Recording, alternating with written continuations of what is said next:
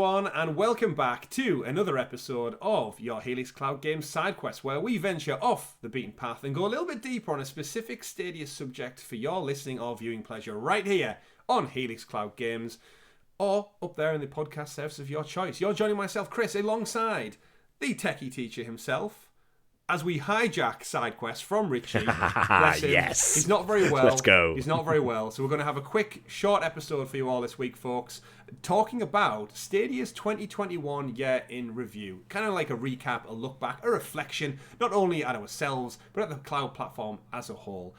Richie isn't very well. That's why we're here recording this episode, just so you didn't miss out. For our special members out there, you guys get this up to 6 days early. Click join on the YouTube video below, and it's all yours. You don't have to wait for free feeds. It's here right now every Sunday. You can listen to it for your heart's desire. However, if not, just wait till Friday and it drops on free feeds. This Friday in particular, Tom, I believe it's New Year's Eve. So it is. Everybody out there is about to celebrate. We're going to celebrate. Happy New Year. Goodbye 2021. Fuck you. And moving on to 2022. This is weird for me because I don't host SideQuest. I host the Sounds of Stadia podcast. You might have heard of it, episode 118, available now on the channel, where, Tom, we broke down our game of the year for last year. We give you all the news. All your January Pro games, they're going live tomorrow, folks. It's Amazing. It's New Year's Eve. You get to sub and subscribe them and pick them all up tomorrow to play. But Tom, we're going to scroll back through our news stories and just kind of like spend about 10 minutes looking back over Stadia's 2021. So let's rewind the clock, as people usually do. Start off with probably the big news, the sad news to end the year. Grace has left. Or is leaving. Oh no, she will have left at this point. Christmas Eve is the day she leaves. Yeah. So that's a big that's a shit one to start on, Chris. Really, we should probably come start back, Grace. Come on back. on the other one. But yes, looking back, big movements. I think we can all agree that 2021's been a interesting year. From a marketing standpoint, I think there's a couple of marketing beats as we look back and reflect that 2022 will probably need to remedy. I think Grace leaving is going to leave a big void that they're going to need to get the right person in. I hope they don't just pivot and go, it's going to be a faceless nothing, and it ends up just being like Stadia employee 789 posts out. I think there's a big thing to be said about just humanizing and putting a face to a brand. And I know that's not for everyone, but I think it's worked well for Grace, it's worked well for the community. And I think sometimes you just need someone to fly the flag. Yeah, definitely. You've got to have some sort of like representation for the community, really. Some sort of, person who's essentially like you said, the flag bearer, somebody who you can go to, and particularly when as far as I feel at the moment, there's nobody who really sticks out anymore within the Stadia community who's just sort of like the person I think of immediately when I go, that's the person who represents Stadia. Even like the likes of Phil Harrison and so on are just so far in the back now at this point that we've got Chaka. Chris from we're Google. Aware of Chris from Google, but again, where's the Grace presence? That's what I'm gonna miss that. Or somebody else again, like you said, with Phil and John Justice stepping down and a bunch of other people over the course of the year. We've lost a lot of staff. We haven't lost. Stadia has lost a lot of public facing presence, and Grace is kind of the ending of that for 2021, and some of them haven't been replaced. So hopefully we'll see a pivot and a change as we head into 2022 for that, because I do think it's important, and that's kind of some of the biggest stories that have came throughout the year is people have left and we've not necessarily seen them be replaced, but that's Grace leaving. Rewinding the clock even further, we've gone through, of course, some great video games that have came out. Shout out to some of the pro games as we rewind the clock. We've I think even just to this month alone, actually, where are we at? We've got December. We've got some more Destroy All Humans games dropped. A lot of the remakes, remasters from Saints Row. We've got some more family games. We've got some cracking games we discussed in the podcast, Tom. Control Ultimate Edition, Jedi Fallen Order this year, Dirt 5, which only came out this year. So some very, very current AAA Game of the Award winning titles in that mix, along with some Stadia exclusives. Wavetail, shout out to Wavetail, and a couple of other titles that dropped over the last 12 months. Any standout games for you, Tom, that we got this year that made you think, like, I'm either going to jump back in or I'm so happy it came to the platform? Yeah, I mean, it's kind of crazy to think about the fact that, within the span of the time that we've had what? Oh my goodness! I mean, I missed Wreckfest. I'm annoyed I missed Wreckfest because it looked like it was so much fun for you guys. I really wish I was there for that. But yeah, I mean, considering half of my year has been, quite frankly, a write-off. There've been so many games that I think back on. I'm really glad we've been getting the Jackbox games. Those are games that I definitely feel like I'm so glad that we're finally getting them. But like looking back through the entire year, I'm sort of thinking on a pro level, we got, Jedi Fallen Order was amazing. Incredible title to get. Resident Evil came as well. 7. Resident Evil. So that was a big moment in the summer. I don't know why it was so much. Probably because it was back to back with Village. So it's like brand new AAA new, and then he's the award-winning predecessor, like back to back months. So I think that created a good chunk of hype in the summer, which was terrific. Flipping over to software, hardware, we finally got Stadia coming to their Chromecast, their very own Google-branded Chromecast, and TV. It's now on LG TVs out there, so that's true. I think that was a big.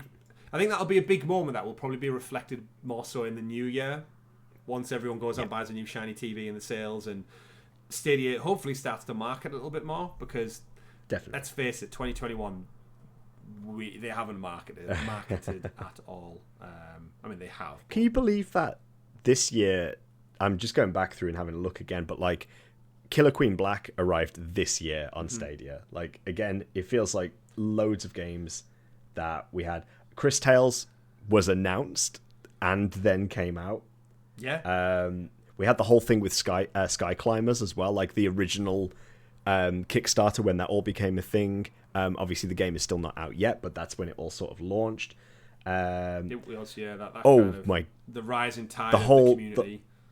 The whole Terraria fiasco with Terraria coming and then not coming and then coming. Oh, of course, yeah. I forgot about that. Yeah, that was a moment. Wow. Yeah, all because he couldn't watch Lord of the Rings on his Google Drive account. Stopped a game coming to the platform, which is insane. We've had FIFA 20 events. Dropping late and then FIFA 21 arriving on date. Oh god, that was that. Yeah, we got two FIFA games this year, sports fans. FIFA 21 came so late it was almost pointless. But then we got the saving grace of FIFA 22 landed. Who knows if we get FIFA 23 next year?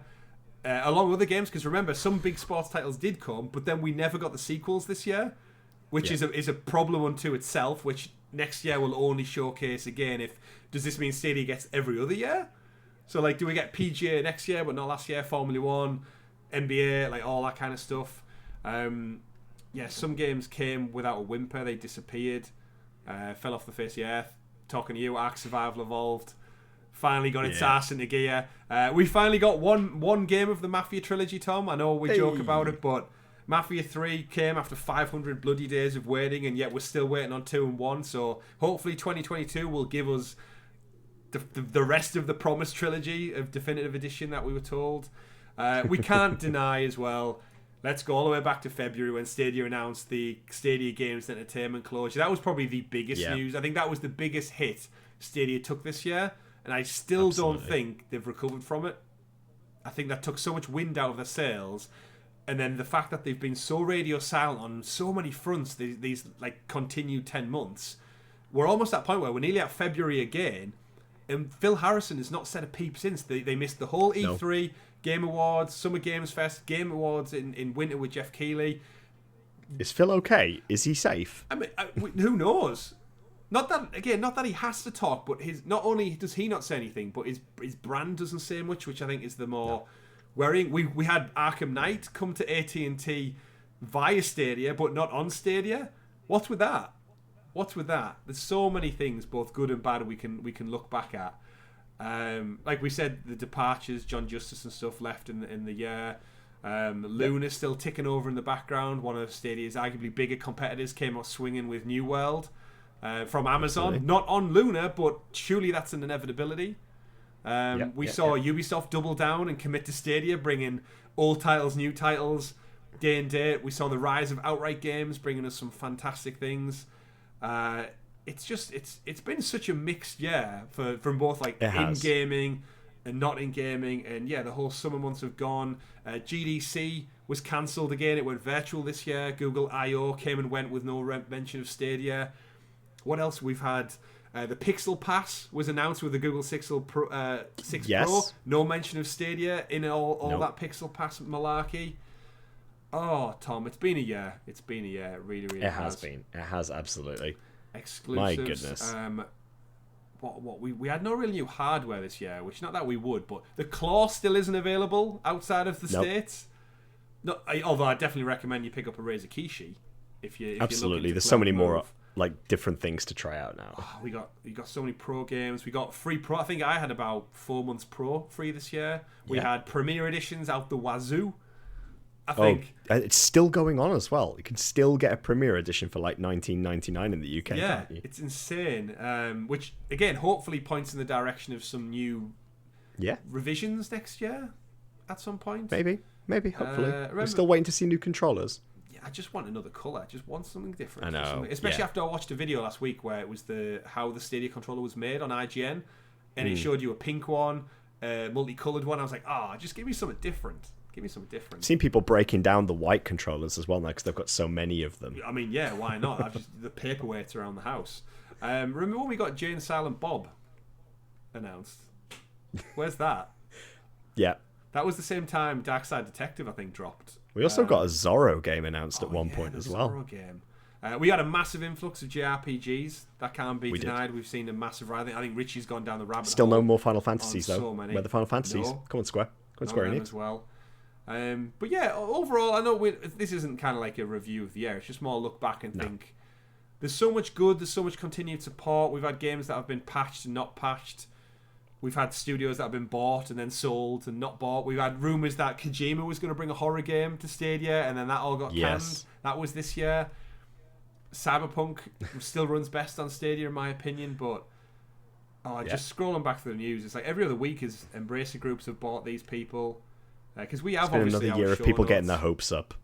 Another year of people getting their hopes up only to be let down as well, unfortunately, at different corners. Different pivots. Still some good things coming up as well. Tencent bought more people. I just think in a year in summary, I think me and Richie rated it a few SideQuest episodes back that we'd probably give Stadia like a C grade this year. Like, nothing amazing, nothing terrible. Like, they've still put out 100 plus games this year, and we know the tech runs well. They've increased and upgraded the features across all the devices. The Explore tab, search function, all that kind of stuff. But yeah, I think C is a year. But reflecting back, obviously we've covered it for a year, and it could have been better. But you know what? It could have been a lot worse. And I think 2022 for me still has to be a make or break year for Stadia. I think you're right. I think as we go into this year now, this is the do or die. I hate to put that label on it, but I think that's where it's gonna have to be. Like you say, make or break.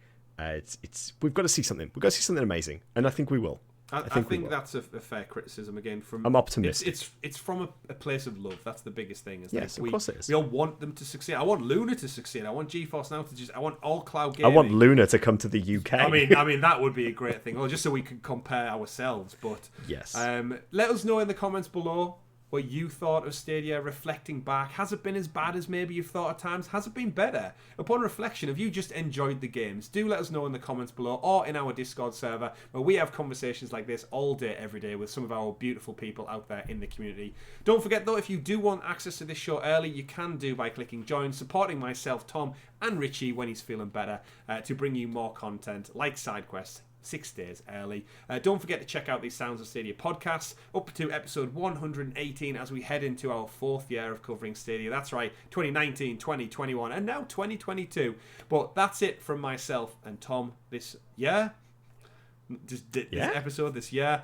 You've all been amazing. We've loved making content for you these past 12 months as we did the prior 12 months as well. And just Happy New Year's everyone. Enjoy some time with your family, your friends. Tom, it's your first New Year with your little baby. It is. Little baby Josh, all grown up. He'll be whipping your ass at games before you know it. Can't wait. Bring it on. Obviously, Richie will be back in the new year as well. Tom will be back as well in some way, shape, or form. We'll talk those out as the turn of the year happens. But that's it from me. That's it for Chris. My name's been Chris. I've been Tom. We've been hosting Helix Cloud Games SideQuest, because Richie's not here. Have a great new year, everyone. See you in 2022. Stay safe out there. Have a good time. Bye.